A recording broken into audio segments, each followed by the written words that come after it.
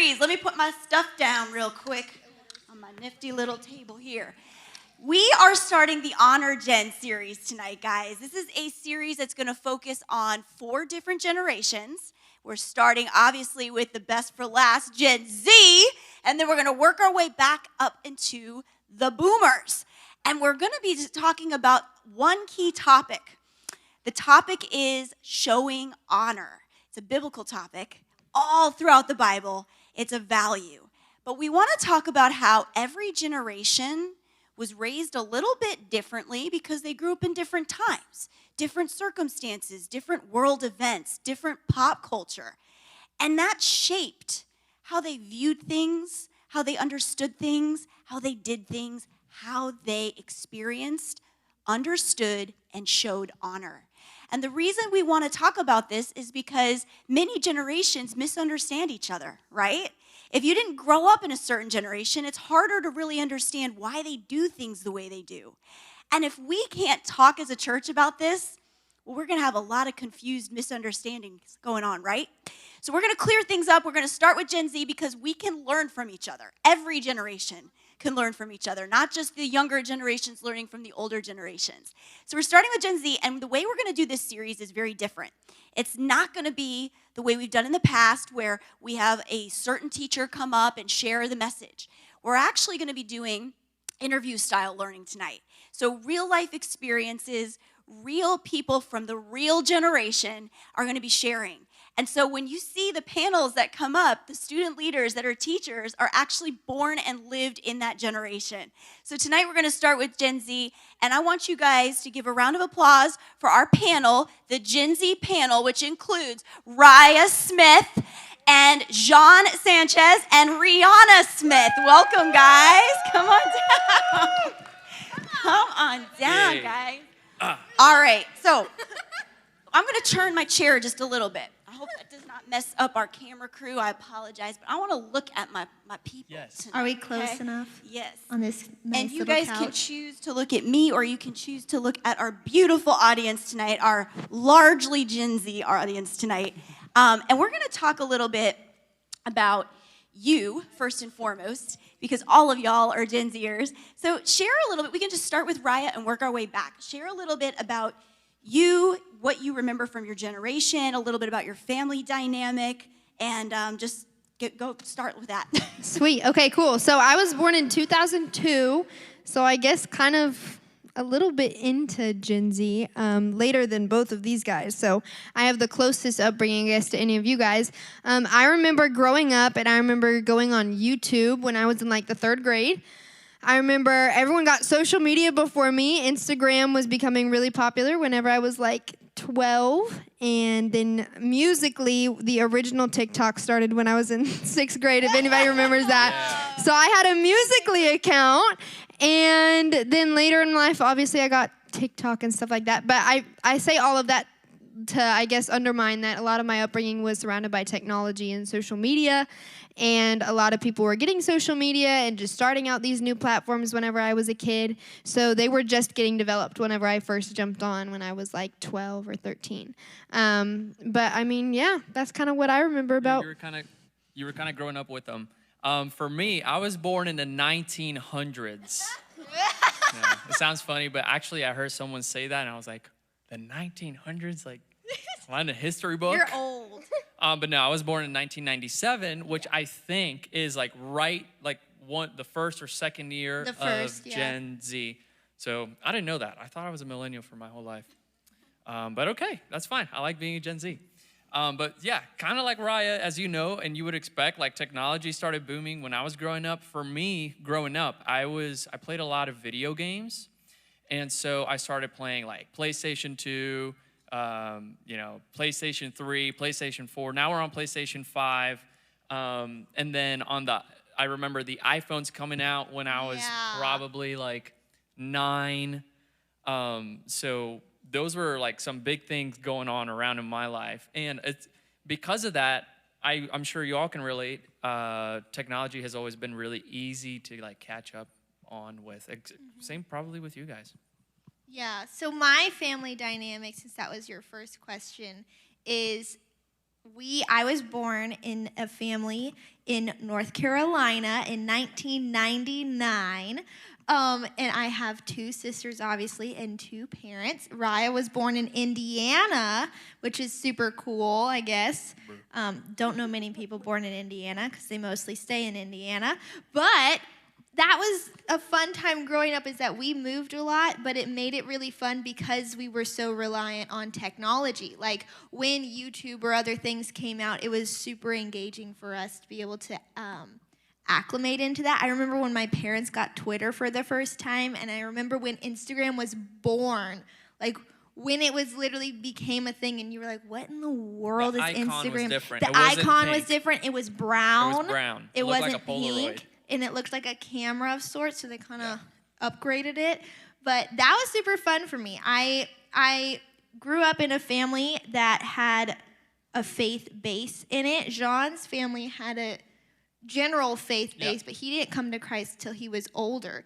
But Jean was born somewhere else, so he had a different dynamic. Yeah, you had a different dynamic. I was born in Puerto Rico, but honestly, like it's property of the United States, so like everything, the media, the movies, the music, everything. You played it's outside like, so much. It was kind of similar. So I probably heard the same songs, saw the same movies as you, even though you're born in North Carolina and Indiana. But my dynamic is although there was a lot of technology outside, it was a lot of technology. I also played outside a lot, which may or may not be rare. Yeah, definitely. What I think is so cool is almost everything they said was non-existent in the first 20 years of my life. Yeah. Wasn't even around, wasn't even a word. If someone would have said TikTok, I would have looked at the clock when I was a kid. You know, like it wasn't a thing. So I think this is so cool how much technology has impacted your earliest days. And I remember in pre-conversations, Jean had mentioned a pop culture moment that kind of shaped or marked his generation, and it was when Michael Jackson died. And it's someone was born that exact day, taking over for Michael Jackson in the world, and it's like no pressure. And it was like interesting to me because yes, I was alive, I was fully grown at this point. I wasn't like a teenager or a kid. When I was a teenager and a kid, he was the man. Like he was the one everybody knew about and was copying and watching and learning his dance moves, how to moonwalk and whatever, you know? So to think that for you guys, he was this old dude that, older dude that passed away, like, wow, just totally different there. So that was interesting. I remember when Michael Jackson died, I didn't know very much about him. I just knew a few songs. And some girl from my dance studio showed up like crying and was like, Michael Jackson is dead. And she was my age, which was like young at the time, like 9. And I was like, okay.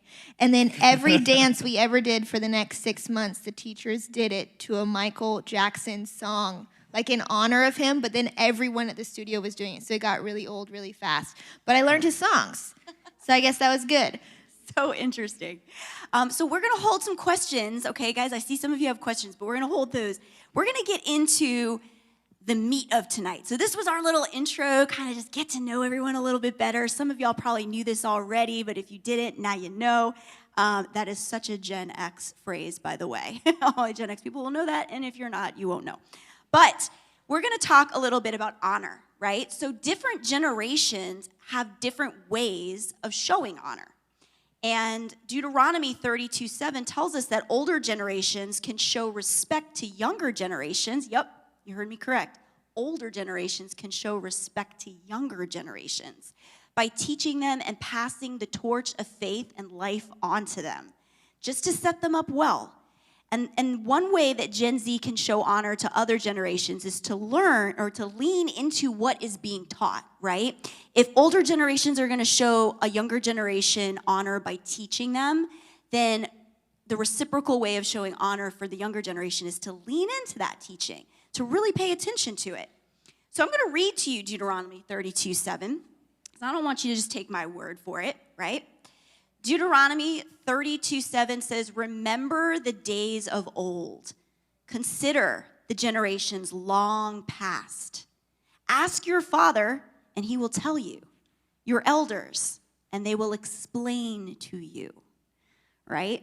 So God's basically laying it out for the older generation, how they can respect the younger generation and how the younger generation can respect the older generation with this verse. So I'm going to ask you guys, with all of that said, do you feel that the older generations as a whole have shown honor well to your generation? I'll jump in first. I would say that I feel like the most recent generations before us, so we're all Gen Z, so the next generation above us is millennials. I don't know about your experience, but my experience was a lot of those people that are a little close to my age, but not so far away, almost didn't want to be elder to us. They wanted to be our friend. They wanted to say like, oh, don't call me miss, don't do this, just call me by my first name. You don't have to worry about that. Or they just wanted to have fun with me. So that kind of as a kid was cool that some of these adults were telling me like, oh, don't worry about that or don't do whatever. But when it comes to being biblically grounded in how the Lord has called older generations to raise younger generations up, it kind of felt like it set me up to have leaders who wanted to be my friend more than they wanted to be my leader. So they didn't really call me out whenever I did something wrong that I didn't know was wrong that was going to hurt me later on, because they would rather be my friend than my leader. Or they would just be friends with me and do really dumb things with me rather than telling me, hey, what you're about to do is really dumb. Like they would just play along.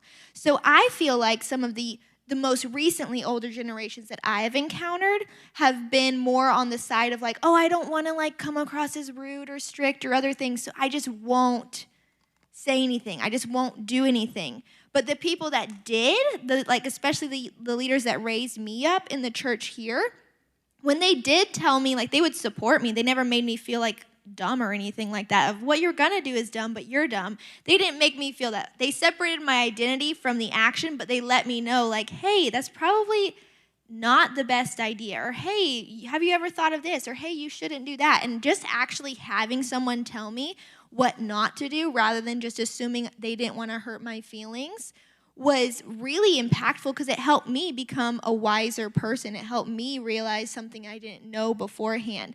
But I feel like older generations, older ones, maybe hold those values, and they did try to instill those in me. But the more recent generations, right above ours, it seems like they all care a lot more about being our friend than they do about being our elder. So good, Rihanna. What do you think, Sean? Do you feel like that was good? You know what? That wasn't going to be my initial answer, but now that Rihanna said that, I kind of see it in my job where I have people from the previous generation as my managers, and I can relate with that a lot. But for me, I had a different upbringing. So I guess I grew up in the church, but I wasn't really involved like you were, perhaps. So that didn't stand out to me when I was young. But when I was young, I think that perhaps my experience was the opposite. I feel like not that they were not doing good things, but I feel like for me, criticism stood out more in comparison of kind of like, you young guys, fill in the blank, like lazier. The other generation, the next generation, stereotypically is always lazier, is always this, is always that. So that's what stood out to me. Doesn't mean there wasn't. So it wasn't as supportive in terms of like, we want to help call something out and show you how to move past that. It was more like stereotyping, labeling, and just criticizing and leaving it at that. Is more what it felt like. Yeah, I want to point out that I didn't grow up in the church. So perhaps if I did grow up in the church, it would have been a different story. But I guess out there in the world, that's the message I heard. And that's important, though, because we do get shaped by people outside of church, too, right? Let's face it, we're not in a bubble where all we do is talk to church people. We shouldn't be in a bubble. We need to be in the world. But if you're growing up and you're experiencing people in different generations from maybe not the church, then absolutely, you might get a sense that they don't understand that their God-given role is to help teach, not to criticize. Yeah. So that was good. Raya, what would you say overall about other generations showing honor to your generation? Cool. So first, I just want to I guess just pop this out. Like if you're in your head wondering like, man, how is this relevant to me right now? Like how is learning about older generations even going to benefit me in life? I guess for me, when it comes to learning about older generations is whenever you study what the people before you have did and what they are doing right and wrong, now you're able to assess your actions and say, okay, how am I leading my younger brothers and sisters? How am I leading my friends around me? How am I even leading my teachers? How am I leading the generation above me? So if in your head you're like, man, how am I supposed to apply what I'm learning right now? What we're learning right now is teaching us how to better our actions forward for growing in the church. So with that being said, what I have been able to learn from the older generation is that any type of criticism or judgment given in a heart of bitterness will never help anybody. Because I know that the older generations in trying to correct, and sometimes, does your friend ever do something dumb and you're like, can you literally cut it out? Has anyone ever done that? Raise your hand if you've ever done that. Yes. I feel like out of frustration, older generations are like, can you just stop doing something dumb? And then to us, we're like, why would you say that? So judgmental. So like with Jean saying like, oh, those younger kids just do that. I feel like for me, at least like leading a lot of stuff in school and like working in kids and stuff like that. Whenever I was only in the 6th grade, there was a lot of older leaders that were like, she can't do that. They can't do that.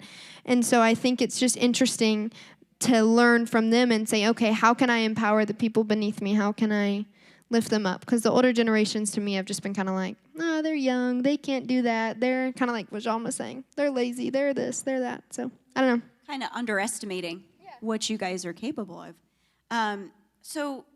Okay, let's just talk about respect in general, like the concept of it.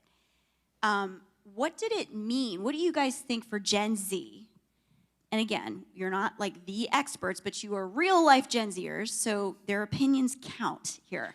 What do you think it means to show respect to older generations? Uniquely for you, but also uniquely to your generation.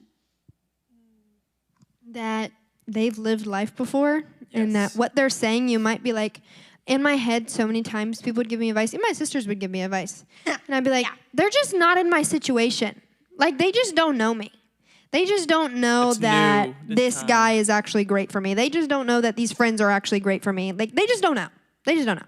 And I told that in my head, and then I realized, like, wait a minute. I probably shouldn't be saying this in front of Rihanna, because I see that look on her face, and she's like, yeah, I know I'm right, whatever. No, like, people have patterns. Yes, like people, yes. There's like it says in Ecclesiastes, there is nothing new under the sun. So to an extent, even if some people are wrong, they may, to an extent, be kind of right. So as younger generations taking what older people say that seems genuinely confusing and weird, what you have to ask yourself is like, would they just say that to be confusing and weird?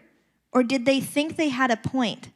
And if they had a point, what was it? Because they wouldn't just say that if they didn't have a point. So if they say something like that of like, why are you dating that guy? Like, why are you dating that girl? Why are you going and hanging out with these friends? And you're in your head like, but they're amazing and the best people ever, or the best ones I've found so far and better than the other people I've found. So obviously they're the right answer. Like, you have to ask, why would they even point that out if they didn't see a reason? I think it's just a willingness to learn. I think showing respect to older generations is being willing and open to accept it. My mom always says, chew up the meat and spit out the bones. Like, if someone gives you harsh criticism, you take what's good about it, you take what you can take from it, and if there's parts of it that you're like, maybe not that, then you spit out the bones. But I think just overall willingness and respect and submission, I think that's like, especially for women too, a lot of people are like, you're a girl, like, go after it, girl. Don't be submissive to anybody. And like, biblically, that's untrue. Like, biblically, we should all be submissive. We should first be submissive to Jesus, then we should be submissive to our families, we should be submissive to authority, and that's just showing respect, because one day you're going to be an authority, and you're going to be like, man, why isn't anybody being submissive? And it's because whenever you were growing up, you were like, oh, I don't have to. So anyways. That is a biblically based answer, because I like how you said a willingness and an openness to learn. So when I said earlier, like, lean into the teaching, she's saying it in a much more elegant way, like being open to receiving sometimes we think we know it all. We think we understand it better, and we're closed off, right? Like we're just kind of like, oh, I'll listen to this person because I have to. But there's a difference between doing that and actually being open and willing to. So showing respect, that's a great way. How many of you ever thought about that? Did you ever think about respect in terms of being willing to learn? Did you ever think about that? I never did. I had never. So, Jean, what about you? What do you think your generation thought respect meant? And like, what were some practical ways that you learned how to do that? Yeah, well, growing up, I think small child, maybe I had a problem with being nosy in adult conversations and things like that. So I think pretty quickly then I learned that showing respect to the adults in the room and with the friends that my mom had, it's just not being nosy in their conversation. So that was like a really practical one. That's so practical. My practical one was saying like yes, ma'am, and no, ma'am, or yes, sir, and no, sir, or doing something that an adult tells you to do, even if you don't know them, just because they're an adult. If they're somehow seem like they're in a place of authority and they tell you to do something, unless it's wildly dangerous, it was like the expectation that showing them respect meant listening to them, which was a little funny. When we moved to California, we said yes, ma'am, to our dance teachers, and she yelled at us and said, am I a drill instructor to you? You don't say yes, ma'am to me. You call me by my first name. And she was a millennial, and she did not want to be told that she was an authority figure. She just wanted to be our friend.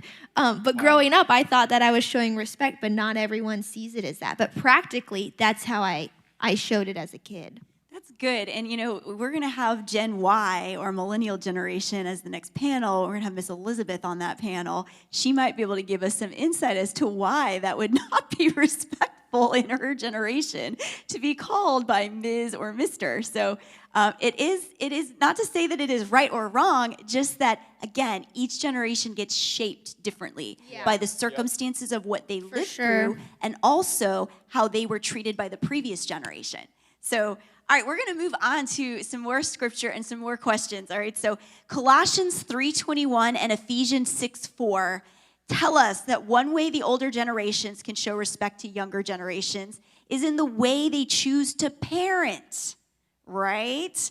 So when an authority figure is careful during discipline and mindful about how they do it, and they don't provoke those in their charge to anger, they show them honor.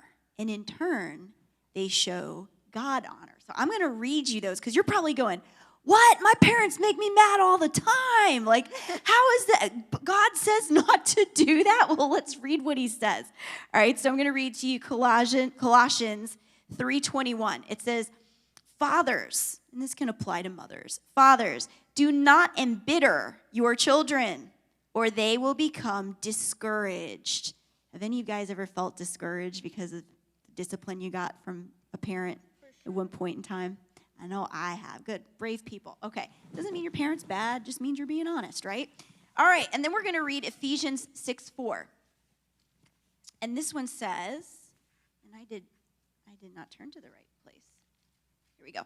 Ephesians 6:4 says, fathers, do not exasperate your children. Instead, bring them up in the training and instruction of the Lord. That's basically saying, parents, your job is to teach your kids about God's ways, but not to beat them over the head with it to the point that they feel like they can't do anything right? Exasperated means overwhelmed. So, okay, with those scriptures in mind, I'm going to ask our panel, do you think that your generation experienced honor overall from the way they were parented? Now, I'm not talking about your specific parents. Okay. I'm talking, think about your friends, your neighbors, like people on TV, the way you saw how parents treated kids in TV shows growing up. Like, do you think your generation experienced honor overall from the way it was parented? Why or why not?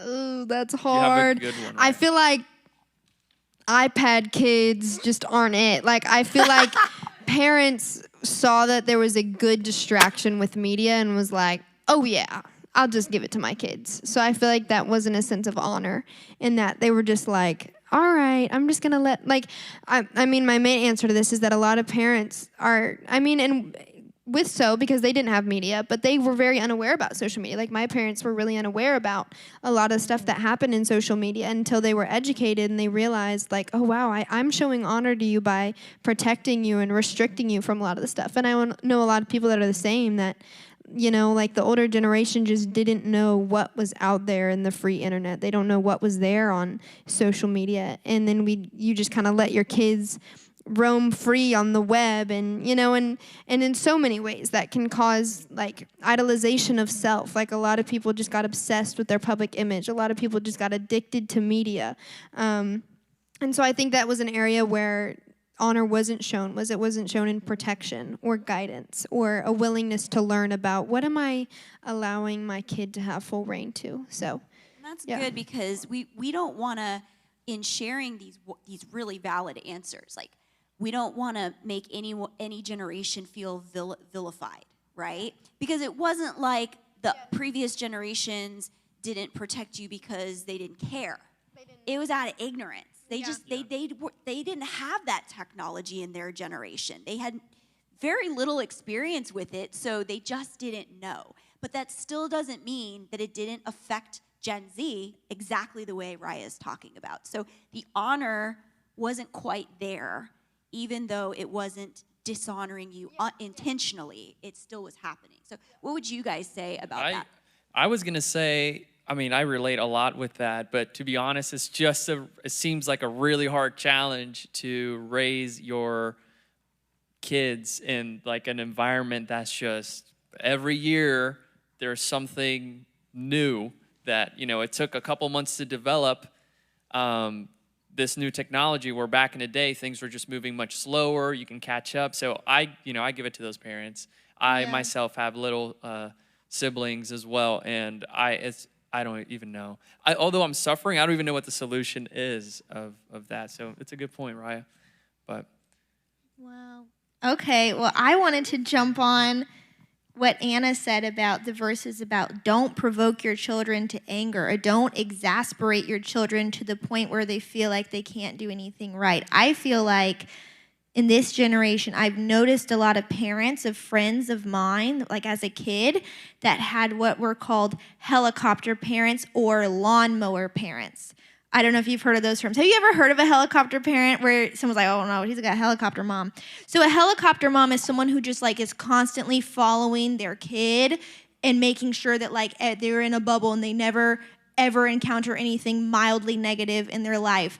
A lawnmower parent is the kind of parent who feels like they're hovering over them, but they don't give their child a chance to try and fail, so they just bulldoze the way for them like a lawnmower and cut all the grass the same level, so that way they don't have to like go through that. Like if they don't know how to cut a really intricate thing with scissors in a craft time or whatever, and they're bad at it because they're a literal child, instead of just letting the kid do it, the parent will just take the scissors and do that with that. I had a lot of friends that were like, I don't know how to do this. My mom just does it, or my dad just does it for me, rather than saying like, I learned because I was really bad at first for a long time and then I got better. So I feel like in that case of how parents have shown this generation honor is maybe they didn't want to set their kids up for so much failure like possible other generations did, like just leave their kids alone to go out and play until the streetlights came on and then come back and they learned the hard way.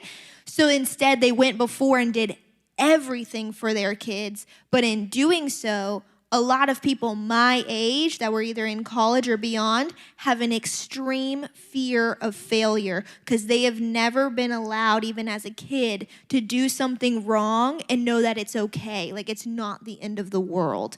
That if they mess up in this one area of cutting something with scissors, it's fine because that's how you learn. So if they never did that, then sending an email or giving a presentation or having to stand up to someone and set healthy, proper boundaries is so scary for them because they don't even know how to do the small things. They're so scared of failure. So I feel like maybe that might be something that contributes to that way.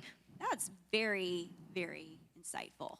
And I think, I wonder, so I heard like a cause and effect, but from the previous generation to yours, like that generation prior to you really was largely unsupervised.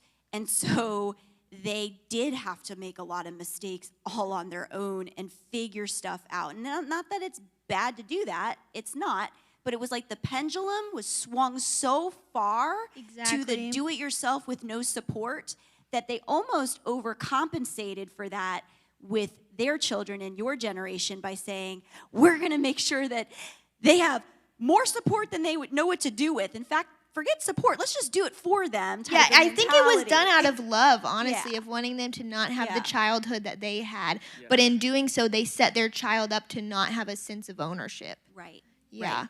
And this is why we see differences between Gen Z, as Rihanna said, and previous generations. She mentioned there's a lot of anxiety, which technology contributes to. We didn't have that technology previously, but also the style of parenting. So you had people in, let's just say, the Gen X generation that they were 15 3/4 and they were standing outside the DMV ready to get their driver's license. Mm-hmm. You have people in this generation that are 25 years old that are like, I'm still not ready to drive yet. I'm just going to Uber because that's now a thing, which wasn't before. And That is also, so true. And also just why do I want to deal with that stress? When I don't have to. So it's different generations really do shape that. I guess what I want to add to this is, so with that in mind, with everything you guys said about how you think your generation experienced honor from the way it was parented, largely, do you think that contributes to how your generation shows honor or a lack thereof to other generations? Like its effect on you, how do you think that affected the way you show honor? I guess since older generations, I feel like have dealt passively, just kind of like, do your own thing, or go sit on your iPad, sit on your phone, do your thing, make a TikTok video. It's kind of the same passiveness back towards them of, all right, well, whatever. That is so good. And so for all my older people and older generations, hear that. When you get frustrated with Gen Z because they're just being kind of chill or passive or not responsive, and you're expecting a stand to attention, immediate yes ma'am, yes no, or no ma'am, or no sir. It could be it was modeled to them through largely many adults, maybe not you, whoever you are, older generation person, but to them. And again, not excusing it, but just saying it really can make a lot of sense when you think about that. That was a great answer. Did either one of you want to add to that? I want to add to what you said of like, we don't just come up with our behavior out of thin air. Like, we don't just think like, I'm going to do something no one's ever done in their life. Like, we do something because we've seen someone do something like that before, and we've subconsciously decided to do something like that as well. Or it was the only thing we saw, so it's just the only thing to replicate. So if we can't change the other generation, like the older ones before us, of how they handled themselves towards us, we then can just be a little more introspective and say like, okay, well, if I don't like this, I can't just be mad about it and stay mad. Instead, how can I start preparing myself now to make the necessary changes in my behavior so that my kids or whoever, if you're a school teacher one day or an employer or whatever, that you don't treat the younger generation the way the other generation taught you just because you weren't thoughtful enough to change your own behavior. So I feel like that's a good point of like, we don't come up with it out of thin air, so then thus the next generation is going to be copying us of how we show them how to behave. And this is why it's so important, guys, especially for y'all as you get older, because you are the next generation, essentially. Yeah. It's important to understand that look at how different generations really can affect each other, sometimes positively, sometimes not. But this is why it's important that everything we teach the next generation comes from here. Yeah. Because this is the truth. This will never be wrong. And not every generation previously has done the best job of having an authentic relationship with Jesus. And I hold this up because the word is Jesus, essentially. And therefore, how are they able to really pass that on properly? You guys can be that generation that really starts to have that relationship, and not just what previous generations had, and I'm going to go there, I'm going to say it, religion. We're just going to show up at church We're going to look like the pious, holy family that walks in holding a book we never read, that we might open because we do that on Sunday. But this can be a generation that actually has a real relationship with God. And when you have that, you're able to teach and train up the next generation, whether it's your own children, your nieces and nephews, kids in the neighborhood, kids in church, whatever, with authenticity that they're going to actually, it's like street cred, right? Like if you're talking about something and you've never done it, the other person's going to be like, whatever, what do you know about that? It's the same thing with faith.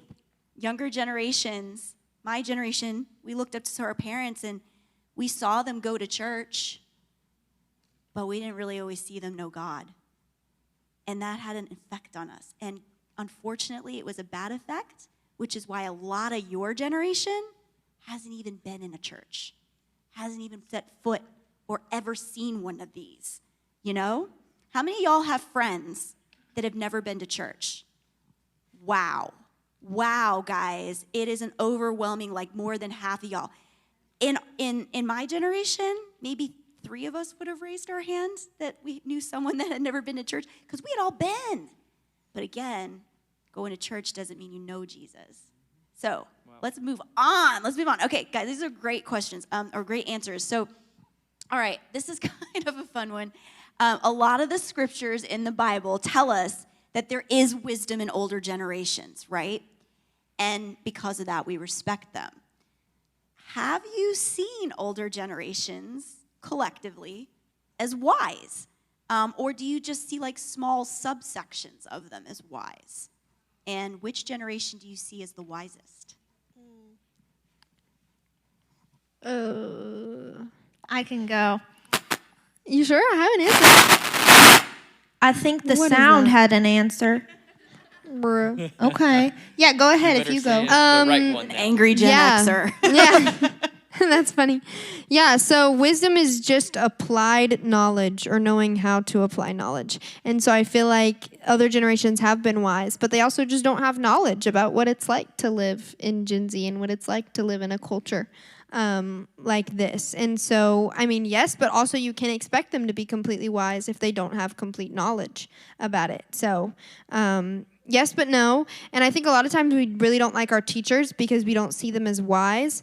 But one of the core tenets of wisdom is also empathy. So I feel like a lot of times we don't like our teachers because we don't feel like they have empathy for us. When they're like, well, they wouldn't give me this homework if they knew this, and they da-da-da. So I think wisdom I've seen jaded in other generations for those 2 reasons. First, they don't have knowledge, not knowledge, period. They're not. Yeah, they have knowledge, but just not in that. But first, they don't have knowledge, and second, they don't have empathy. So that's the 2 parts that I haven't seen display wisdom. That's good. I like that aspect of thinking about empathy. Kind of the way I see it is, you guys have heard that phrase that you're not going to receive from, like, you don't care what someone knows, you want to know that someone cares, right? So, like, if someone doesn't really make you feel cared for, you don't really care what they know. But if they make you feel cared for, you're going to be more open to receiving what they know. And it's kind of like that if a wise person understands that. So a wise person is going to show that empathy. And I can understand why if you have teachers that are not showing empathy, you would be like, well, you don't really care about me. So it's hard. It becomes harder, not impossible, but harder to be open to willing to receive or learn from them. So that's a good answer. That was good, right? What you said. So the question was like, which generation have you seen as wisest? Or part of the question was that. I feel like a lot of millennials, in my experience, have been very empathetic. At least growing up as a teenager, working in a bowling alley, I had millennial bosses and all that. I feel like they kind of cared and they kind of wanted to be my friend. So they had that going for them. And all that helped me be more open, more comfortable, telling them that I didn't feel comfortable doing some task and whatnot. And then whereas if I told maybe someone the generation of my grandpa that I wasn't comfortable with doing something, he'd just be like,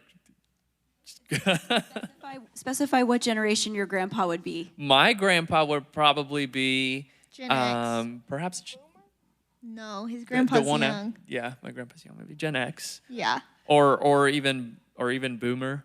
But at the same time, I feel like they're all kind of wise. And then I find myself listening to a lot of people from that are Boomers and Gen X with a lot of wise words and yeah. I feel like when you asked, is it as a whole, have older people been wise? No. There's people who have just stayed not wise, and they just get older. So they don't really, you can't actually really quantify a whole generation as wise, because there are some people out there that you don't know how they made it through life. They bring the average down. Yes. So what I'm saying is, like, there's no way for a whole one to be wise. There's just maybe some small subsections that can be shown to be wiser. For me, the small subsections have been the ones who maybe are of different generations, but they've all chosen to follow the Lord and have Him, the Lord, change their mind as to how they should live. Not because they grew up in a church, not because they were saved at a young age, but simply because they asked God to change their mind and say, if there's something I'm doing wrong, show me. So I feel like the generation that I've gleaned a lot of wisdom from is Gen X, which would be like 79 through maybe 68 or 67 or something like that, or maybe even, I'm trying to remember from our fun game of which ones those years were. But those people in that age range of maybe they're in their 40s, 50s, 60s now, there have been some that have been, like Raya said, so empathetic for me. Maybe because they're a little bit more far removed, but at the same time so wise to be able to tell me, like, that's really cool you're doing that. When I was your age, I was doing something completely different, but the same situation was going on, and this is what jacked me up. So this is I'm gonna tell you. And that's the kind of wisdom that I liked. Like, I don't have to have someone who's been through the exact same thing as me. I just want to have someone who can adapt wisdom from their life to my life, but they have to have empathy and understanding to even know what's going on in mine. But I feel like Gen X has been one that I've been like, wow, like, thanks so much for telling me that. I had no idea. Or they've been like my friends, but also my elders in the same way. So that's something that I feel like I've liked. That's so good. In next month, we're actually going to have the Gen X panel, which includes Miss Sarah and Mr. Rich, and technically me. Even though I'm the interviewer, I'm in that generation as well. And I think, just to speak very lightly and very quickly about it, That'll be fun. a lot of the reason it's a very transparent generation. And I think the reason it's a very transparent, meaning like we don't hold back, we share, we're open, you can ask us questions, is because previous generations to us were not like that. We didn't know anything about our parents' like personal lives or how they felt. And a lot of times when they taught us, their style of teaching was, don't do that. Why? Because I said so, because I'm your parent. So our generation became a lot more, well, all right, let me tell you a story. Let me tell you what happened to me, And it became more like that. And That's so there you go. There's the difference there. But we have time for a few more questions. I'd love to know what's the greatest piece of wisdom that was either passed down to you by someone older or that you had to learn the hard way yourself. I taught this to my ballet students today. We were talking about how hurting people hurt people, and how the people that are the most hurtful to you are probably the most hurting on the inside. And I guess in high school and in middle school, I was like, it really matters, my group of friends. It really matters that I'm in this certain group of people. It really matters this person that I'm dating. And it does matter then, but I feel like in the grand scheme of your life, and especially now that I'm removed from high school, I realized, oh man, those people really didn't matter. So that's a big thing, is that realizing, all right, this lame group of people is transient. It probably won't matter in a little while. It's not your whole world. Yep. I think that's good, Raya. That's a good one. I think for me as well, the hurting people hurt people was so powerful for me to learn. It's something our mom taught us, because when people are mean to you, it's really easy to take it so personally and just think that they're this facade of a person who just has it out for you and is mean to you. But when you realize that they're only mean because they're suffering so much on the inside, they cannot help but spew out whatever is going on inside, and you happen to be a target. Like, it is not anything about you at all and has everything to do with them. That really helps you, one, not take it personally, but two, see it from a place of Christ-like empathy, of realizing that those are the people he died for. He didn't come and die on the cross for the people who are amazing and doing great and nice all the time, although he did. He came just as much for the person that's hurting so much on the inside they can't even afford to be kind. So that's something I learned. But something else was that I guess that I learned the hard way. No one told me this. But a lot of people had like the trend of like the you do you, boo. I don't cringe saying that. That was actually horrible coming out of my mouth. But the whole like be confident, like don't care about what anyone says. Like the key to confidence is just doing whatever you want because you feel like it and you're strong in it. If you want to wear that, wear it because you want to. If you want to do that, do it because you want to. And like that, the whole guiding premise of that thing was our feelings of, okay, if I want to do that, I'll do it, and then I'll feel confident. Well, I would do that, and I would still feel just as insecure and weird looking, and I obviously acted like it, and it wasn't cool. So something that I learned the hard way is that confidence does not come in not caring what other people think. It comes with caring about what the right people think. So the hard part is finding out who the right people are. But once you get it, it clicks. Like once you get it, like who are the right people? And that doesn't have to be an existing person. It can be the Bible. It can be characters in the Bible. But it can also be certain authority figures that you look up to or see that there's just something different about them. How do they carry themselves? Why do they work the job that they work? Why do they work so hard even when it's really tiring? Why are they still so happy even when I know what's going on in their life is so hard? Those are the kind of people whose opinions, to an extent, matter. And that's how you become confident. It's not by not caring what anyone else thinks. It's by caring about what the right people think. Of saying, you don't have to approve of all of me, but I'm at least going to emulate the same heart position that you had. And if that's XYZ, then whatever behavior for me comes out of doing XYZ is the right thing. And you end up feeling much more secure, much more confident. It doesn't matter all the other superficial things. Those fall into place because it's just second nature. But that's something I felt like I learned the hard way because I thought I had to not care to be confident. And then I was like, wait, that's actually so wrong and unbiblical. John, what about you? That was really good. Piece of advice you've wow, ever for received. me, this was taught to me by a boomer. And I really think about this at least weekly. It's very simple, and you guys have probably heard of it. But everyone is made in the image of God, believer or unbeliever, Christian, not Christian, born in a different country, looks different than you, looks the same. Like, it doesn't matter. Everyone that is a human was made in the image of God. So that really, through the grace of God and remembering that truth, allows me to forgive people, to give people a chance, to talk to different groups of people, to be empathetic to people with different ideas. Even if they have different ideas, they still have an inherent value. Yeah. So that was a truth that has stuck with me and that I want to pass on to the next generation of, like, everyone is made in the image of God.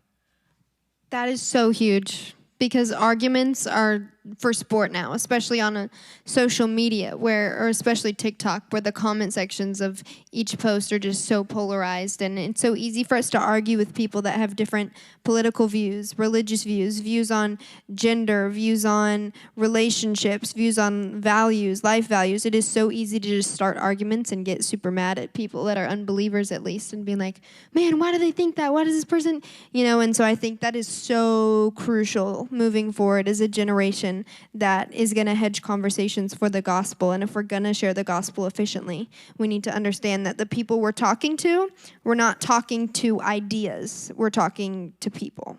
And we can't argue with people as if we're just arguing with the ideas that they hold, because that's not true. They hold those ideas for a reason.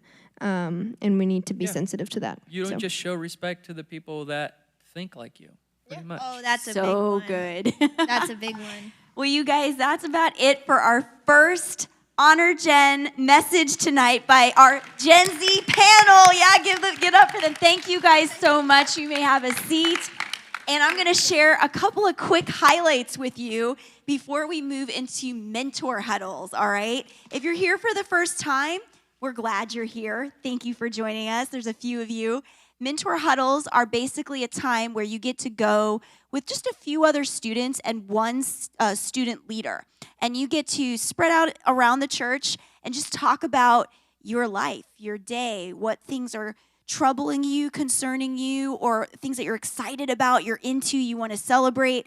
And it's just a time to get to know each other. So you can pick any of our student leaders as long as they're the same gender, sex as you.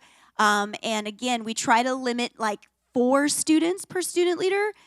So FYI, tonight, Mr. Jordan is going to step in for Mr. Mick, who is not here. So middle school boys, you also have Mr. Jordan as an option.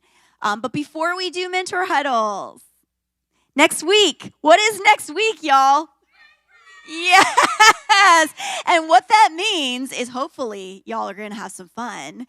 But it also means that we are off. We're not gathering because we know many of you take trips with your families. You're out doing stuff. So have a great time. We're going to be praying for you. We'll be back the following week and we'll pick up with Gen Y for our series. Also, just kind of put this on your radar. I don't have the registration open yet. Hopefully right when you get back from spring break. But we're having our second semi-annual spring Waterstone Young Talent Show. Yes, you guys have been begging me for this. It's happening the first week of April. So start talking about who you want to do your talent performance with, or if you're just going to be solo, think about what that is. Is it music? Is it reciting a play or showing off art or a dance move or whatever? And once that registration is open, I will tell you, and you can go register. And then we got a $50 Visa gift card for the winner of the solo act. And we've got Chick-fil-A gift cards, 25 denominations for the winners of the group acts. So it's going to be an awesome night. Be thinking about that. And with that said, let's do mentor huddles, all right?